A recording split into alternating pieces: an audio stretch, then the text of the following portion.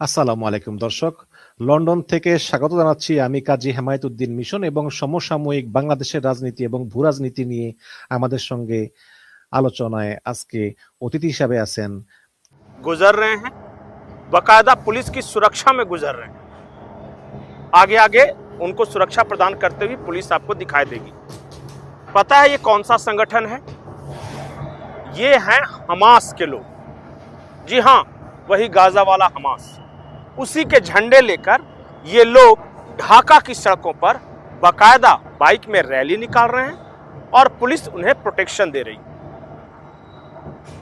अब एक और तस्वीर देखिए। आप देख रहे होंगे कि एक जगह झंडा लगाया हुआ है और झंडे पर कुछ निशान है। गुजर रहे हैं, बाकायदा पुलिस की सुरक्षा में गुजर रहे हैं। आगे आगे उनको सुरक्षा प्रदान करते हुए पुलिस आपको दिखाई देगी। पता है ये कौन सा संगठन है? ये हैं हमास के लोग। जी हाँ, वही गाजा वाला हमास। उसी के झंडे लेकर ये लोग ढाका की सड़कों पर बाकायदा बाइक में रैली निकाल रहे हैं और पुलिस उन्हें प्रोटेक्शन दे रही। अब एक और तस्वीर देखिए। आप देख रहे होंगे कि एक जगह झंडा लगाया हुआ है और झंडे पर कुछ निशान है। इस झंडे को गौर से देखिए। कोई इंटरनेशनल आतंकी संगठन का ये झंडा दिखाई देगा। खबर ये है तो जहां हमास, अल कायदा, आईएसआईएस, कट्टरपंथी विचारधारा ज्यादा तेजी से फैलेगी, वहां अल्पसंख्यकों पर यह अत्याचार होगा।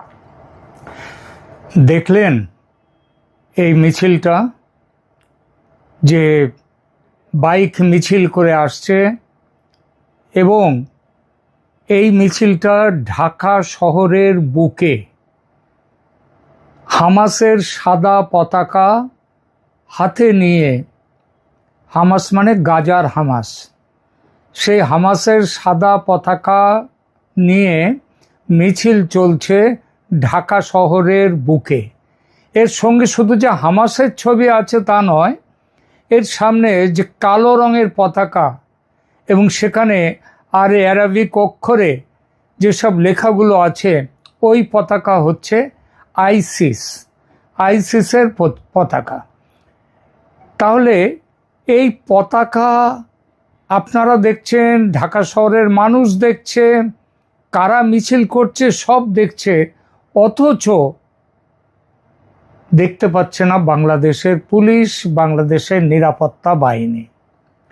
নমস্কার বন্ধুরা, ক্যালকাটা ডায়ালগস থেকে মনোজ দাসের প্রীতি ও শুভেচ্ছা নিন। বাংলাদেশকে এক চরমপন্থী অন্ধকারের দিকে এগিয়ে যাচ্ছে। গত কয়েকদিন ধরে বাংলাদেশের রাজধানী ঢাকা সহ দেশের বিভিন্ন প্রান্ত থেকে যে সমস্ত ছবি এবং ভিডিও সামনে আসছে তা দেখে শুধু ভারত নয়, আন্তর্জাতিক মহলও স্তম্ভিত। ঢাকার ব্যস্ত রাজপথে প্রকাশ্যে উঠছে হামাসের সাদা পতাকা। শুধু হামাস নয়, অনেক জায়গায় দেখা গেছে কুখ্যাত জঙ্গি সংগঠন আইসিস বা ইসলামিক স্টেটের কালো পতাকাও। সবচেয়ে আশ্চর্যের বিষয় কি জানেন? এই সমস্ত পতাকা নিয়ে হাজার হাজার মানুষ প্রকাশ্যে মিছিল করছে, স্লোগান দিচ্ছে, কিন্তু দেশের আইন শৃঙ্খলা রক্ষাকারী বাহিনী অর্থাৎ পুলিশ বলছে কারা পতাকা লাগাচ্ছে তারা নাকি কিছুই জানে না। একটি দেশের রাজধানীতে নিষিদ্ধ ও উগ্রপন্থী সংগঠনের পতাকা নিয়ে প্রকাশ্যে র্যালি হচ্ছে আর প্রশাসন বলছে তারা অন্ধকারে। এটা কি প্রশাসনের ব্যর্থতা নাকি কোনো গভীর ষড়যন্ত্রের ইঙ্গিত? এই পুরো পরিস্থিতি গভীর চিন্তায় ফেলেছে বাংলাদেশের প্রাক্তন প্রধানমন্ত্রী শেখ হাসিনাকে। সম্প্রতি এনডিটিভিকে দেয়া ভারতের বিখ্যাত সংবাদ প্রতিষ্ঠান মিডিয়া, সেই এনডিটিভিকে দেয়া একটি বিস্ফোরক সাক্ষাৎকারে শেখ হাসিনা এই চরমপন্থী উত্থান নিয়ে অত্যন্ত উদ্বেগ প্রকাশ করেছেন। এমনকি নিজের জীবনের চরম ঝুঁকি থাকা সত্ত্বেও তিনি দ্রুত দেশে ফিরে যাওয়ার কথা ঘোষণা করেছেন। কেন শেখ হাসিনা এই মুহূর্তে দেশে ফিরতে মরিয়া? কারণ বাংলাদেশে ইসলামিক সন্ত্রাসবাদ শেকড় গেড়ে বসে গেছে এবং যত দিন যাচ্ছে তাদের শেকড় শক্ত হচ্ছে। আজকের ভিডিওতে আমরা এই সমস্ত বিষয়ের ভেতরের সত্যতা উন্মোচন করব। ভিডিওটি শেষ পর্যন্ত দেখুন, কারণ বাংলাদেশের পরিস্থিতি অত্যন্ত গুরুতর। প্রথমে আসি, এই যে ভিডিওটা আপনারা দেখলেন, ঢাকার রাজপথে হামাস ও আইসিসের পতাকা। বন্ধুরা, ঘটনার গভীরে যাওয়া যাক। গত কয়েকদিনে ঢাকার শাহবাগ, পল্টন এবং বিভিন্ন বিশ্ববিদ্যালয়ের আশেপাশে কিছু মিছিল প্রত্যক্ষ করা গেছে। প্রথম মনে করা হচ্ছিল এগুলো হয়তো সাধারণ ফিলিস্তিনপন্থী কোনো সাধারণ সমাবেশ, কিন্তু ভালো করে লক্ষ্য করলে দেখা যাবে এই মিছিলগুলোতে ফিলিস্তিনের জাতীয় পতাকার চেয়েও বেশি প্রাধান্য পাচ্ছে হামাসের সাদা পতাকা এবং তাওহিদের লোগো সম্বলিত কিছু বিশেষ কালো পতাকা, যা হুবহু আইসিস বা আল কায়দার ব্যবহৃত পতাকার মতো। সাধারণত আন্তর্জাতিক রাজনীতিতে কোনো দেশের ওপর অন্যায় হলে তার প্রতিবাদ করা নাগরিকদের অধিকার, কিন্তু যখন সাধারণ প্রতিবাদের আড়ালে হামাস বা আইসিসের মতো উগ্রপন্থী গোষ্ঠীর প্রতীককে সামনে আনা হয়, তখন বুঝতে হবে এর পেছনে অন্য কোনো মাস্টার মাইন্ড, অন্য কোনো উদ্দেশ্য নিয়ে কাজ করছে। বাংলাদেশে এই ধরনের পতাকার প্রকাশ্য প্রদর্শন অত্যন্ত নজিরবিহীন। বিগত 1.5-2 দশকে বাংলাদেশে উগ্রপন্থী সংগঠনগুলোকে কঠোর হাতে দমন করে রেখেছিলেন শেখ হাসিনা। তিনি 560টা মডেল মসজিদ তিনি স্থাপন করেছিলেন বলে তার সমালোচনা করা হয়। কিন্তু মনে রাখতে হবে, মসজিদ মানে ধর্মনিরপেক্ষ, মানে ধর্মহীনতা নয়। বাংলাদেশের বেশিরভাগ মানুষ তারা হচ্ছেন ইসলাম বা মুসলিম, সেই মানুষদের তাদের জন্য মসজিদ যদি তৈরি করাকে কখনোই বলা যায় না যে এটা শেখ হাসিনার যে সাম্প্রদায়িক মনোভাবের প্রতীক, এটা কখনোই বলা যায় না। বরং মসজিদ তিনি 560টা মসজিদ তিনি প্রতিষ্ঠা করেছিলেন সৌদি আরবের টাকায়, দেশের টাকায় নয়। কিন্তু সাথে সাথেই তিনি এটাও করেছিলেন, উগ্রপন্থী সংগঠনগুলোকে কঠোর হাতে দমন করে রেখেছিলেন। জেএমবি, আনসারুল্লাহ বাংলা টিমের মতো সংগঠনগুলোর এই নেটওয়ার্ক ভেঙে দেওয়া হয়েছিল। কিন্তু বর্তমান রাজনৈতিক শূন্যতার সুযোগ নিয়ে এই উগ্রবাদী শক্তিগুলো আবার গর্ত থেকে বেরিয়ে আসতে শুরু করেছে। এটা রাজনৈতিক শূন্যতা বলবো না, কারণ এখন তো বাংলাদেশে সেখানে নির্বাচিত সরকার আছে, সুতরাং রাজনৈতিক শূন্যতা বলাটা ভুল। বরং এই সরকার এবং তার আগে মোহাম্মদ ইউনূসের অন্তর্বর্তী সরকার, এদের প্রকাশ্য মদত পেয়ে আজকে এই সাম্প্রদায়িক শক্তিগুলো, সন্ত্রাসবাদী শক্তিগুলো তাদের গর্ত থেকে বেরিয়ে আসতে শুরু করেছে। তারা সাধারণ মানুষের ধর্মীয় আবেগকে হাতিয়ার করে নিজেদের এজেন্ডা বাস্তবায়ন করছে। আর এই পুরো বিষয়ের ওপর প্রশাসনের রহস্যময় নীরবতা, পুলিশ এবং আর্মি, এখনো তো আর্মি মাঠে আছে, তারা উঠে যায়নি, তারা কিন্তু নীরবতা পালন করছে। এবার আসি এই ঘটনার, এটাই হচ্ছে সবচেয়ে রহস্যময় এবং উদ্বেগজনক অধ্যায়। সেটা হলো এই ধরনের নিরাপত্তা সংস্থাগুলোর তারা একেবারে সম্পূর্ণ নিশ্চুপ, রহস্যময় এবং উদ্বেগজনকভাবে নিশ্চুপ। এই সমস্ত মিছিল কোনো গলির ভেতরে বা গোপনে হচ্ছে না। ঢাকার বুকে যেখানে শত শত সিসিটিভি ক্যামেরা রয়েছে, যেখানে সার্বক্ষণিক পুলিশি পাহারা আছে, যেখানে আর্মি রয়েছে মাঠে, সেখানে এই ঘটনা ঘটছে। অথচ সংবাদ মাধ্যম যখন পুলিশ প্রশাসনকে এই বিষয়ে প্রশ্ন করে, তখন তাদের উত্তর অদ্ভুত। পুলিশ আধিকারিকরা সোজা জানিয়ে দিচ্ছেন, আমরা এ বিষয়ে কিছুই জানি না, আমাদের কাছে কোনো তথ্য নেই। কারা পতাকা লাগাচ্ছে আমরা জানি না। ভেবে দেখুন, একটি স্বাধীন সার্বভৌম রাষ্ট্রের রাজধানীতে গ্লোবাল টেররিস্ট অর্গানাইজেশনগুলো তাদের প্রতীক নিয়ে মিছিল করে যাচ্ছে, আর ইন্টেলিজেন্স বা গোয়েন্দা সংস্থাগুলো বলছে তারা কিছুই জানে না। এটা কি আদৌ বিশ্বাসযোগ্য? এর পেছনে দুটি বড় কারণ থাকতেই পারে। দেশের অন্তর্বর্তীকালীন সরকার এবং তারপরে যে বিএনপি সরকার, তারেক রহমানের সরকার, তারা তাদের প্রকাশ্য মদতে আইন শৃঙ্খলা ব্যবস্থা এতটাই ভেঙে পড়েছে যে উগ্রপন্থীদের নিয়ন্ত্রণ করার ক্ষমতা তাদের নেই। আজকে উগ্রপন্থীরা ছাত্রলীগের কর্মীদের তাদেরকে অপহরণ করছে, তারপর তুরাগ নদীতে তাদের লাশ ভেসে উঠছে। এটা দেশে আইন শৃঙ্খলা রক্ষার এটা নমুনা? দ্বিতীয়ত, প্রশাসনের ভেতরে এমন কিছু উপাদান ঢুকে পড়েছে যারা এই ইসলামিক চরমপন্থীদের ব্যাকডোর সাপোর্ট বা পরোক্ষ মদত দিচ্ছে। যদি দ্বিতীয় কারণটি সত্যি হয়, তবে তা বাংলাদেশের সাধারণ মানুষ শুধু নয়, প্রতিবেশী রাষ্ট্র ভারতের জন্য এক বিরাট বড় সিকিউরিটি থ্রেট বা নিরাপত্তা হুমকি। আর ইসলামিক সন্ত্রাসবাদের গভীর শেকড়, এই বিষয়ে কয়েকটা কথা বলতেই হয়। এই যে হামাস বা আইসিসের পতাকা ওড়ানো, এটা কিন্তু কেবলই একটা প্রতীকী বিষয় নয়, এটা আসলে একটা ডেমো বা ট্রেলার। উগ্রপন্থীরা, উগ্রবাদীরা, সন্ত্রাসবাদীরা বিশ্বকে এবং বাংলাদেশের আম জনতাকে দেখাতে চাইছে যে এখন তাদের সময় এসেছে, এবার বাংলাদেশে তাদের খেলা চলবে। আর তারা চালাচ্ছেও।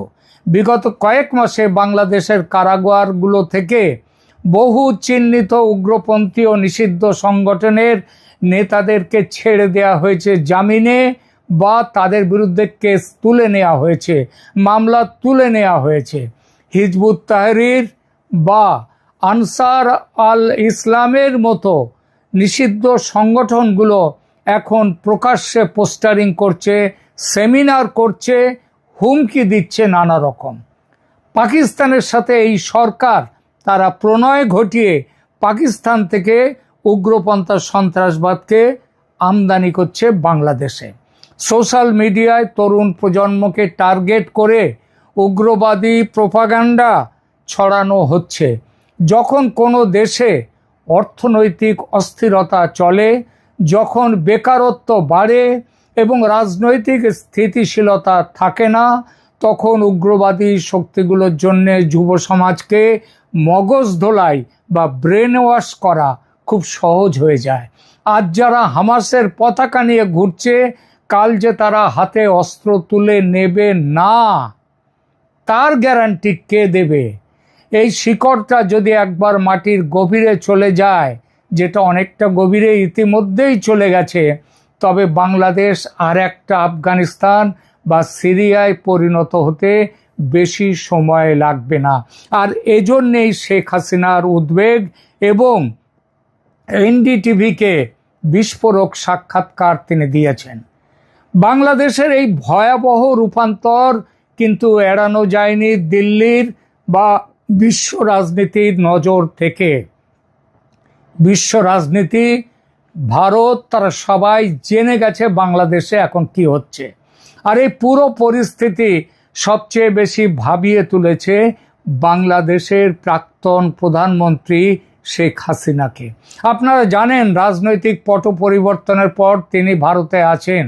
সম্প্রতি ভারতের বিখ্যাত নিউজ চ্যানেল এনডিটিভিকে তিনি একটি অত্যন্ত গুরুত্বপূর্ণ এবং বিস্ফোরক সাক্ষাৎকার দিয়েছেন। এই সাক্ষাৎকারে শেখ হাসিনা এই প্রথম স্পষ্ট ভাষায় বলেছেন যে তিনি বাংলাদেশে এই চরমপন্থী উগ্রপন্থী শক্তির উত্থান দেখে অত্যন্ত চিন্তিত ও মর্মাহত বাংলাদেশের ভবিষ্যৎ নিয়ে।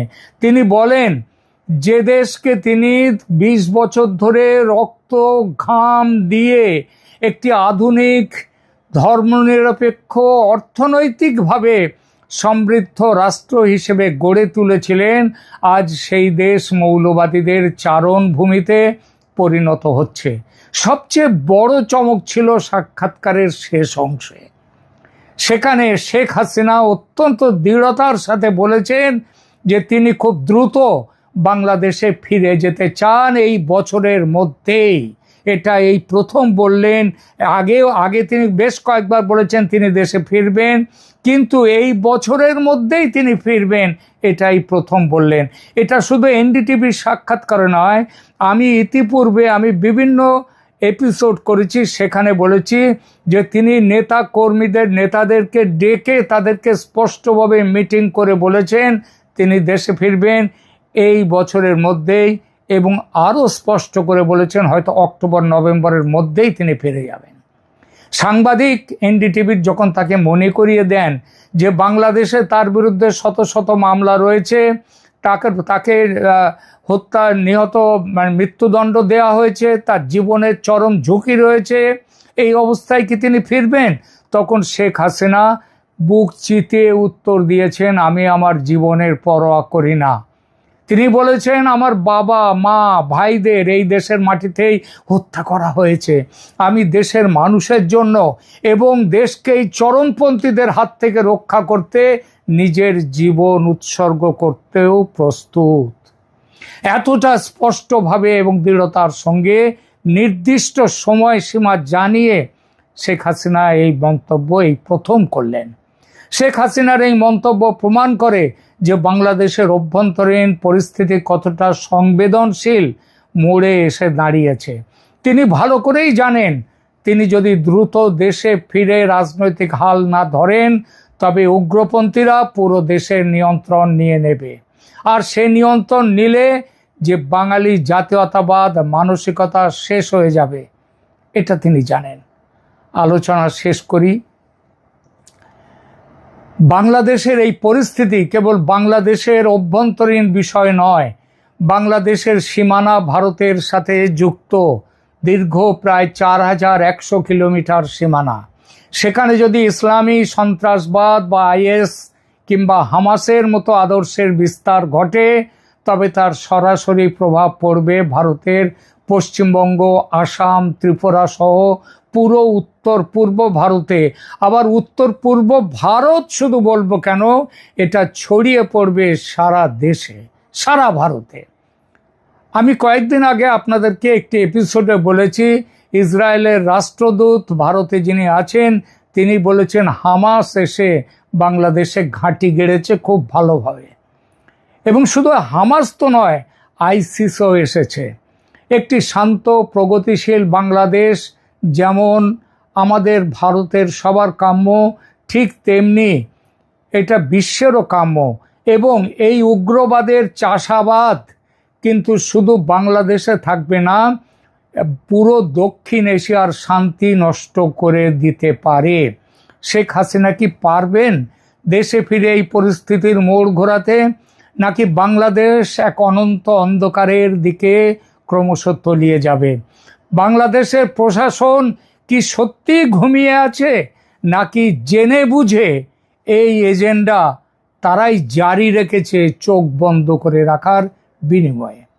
প্রিয় দর্শক, বাংলাদেশকে বাঁচাতে শেখ হাসিনার দেশে ফিরে যাওয়া অত্যন্ত গুরুত্বপূর্ণ, এবং তিনি যত দ্রুত তিনি ফিরতে পারেন ততই বাংলাদেশের মঙ্গল, দক্ষিণ এশিয়ার মঙ্গল, বিশ্বের শান্তির পক্ষে মঙ্গল।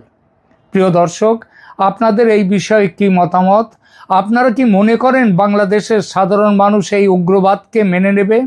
কমেন্ট সেকশনে আপনাদের মূল্যবান মতামত অবশ্যই জানান। ভিডিওটি ইনফরমেটিভ মনে হলে একটি লাইক দিন, বন্ধুদের সাথে শেয়ার করুন। আর এই ধরনের গভীর রাজনৈতিক ও ভূ রাজনৈতিক বিশ্লেষণ নিয়মিত পেতে আমাদের চ্যানেলটি এখনই সাবস্ক্রাইব করে বেল আইকনটি প্রেস করে রাখুন। দেখা হচ্ছে পরের ভিডিওতে। ধন্যবাদ। জয় বাংলা। ধন্যবাদ।